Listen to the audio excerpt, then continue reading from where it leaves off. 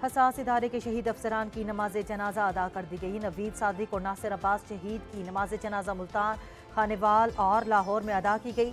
Civil military हुकाम और शोहदा के लवाहिकीन ने शिरकत की।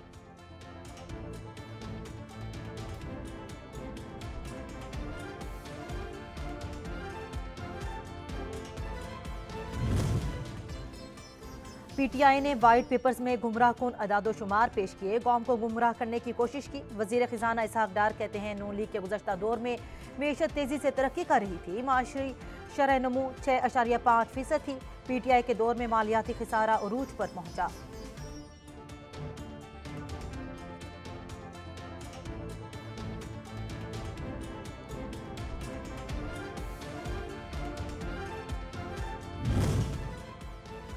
दहशतगर्दी पर समझौता नहीं होगा, कलअदम टीटीपी को मुज़ाकरात के लिए हथियार फेंकना होंगे।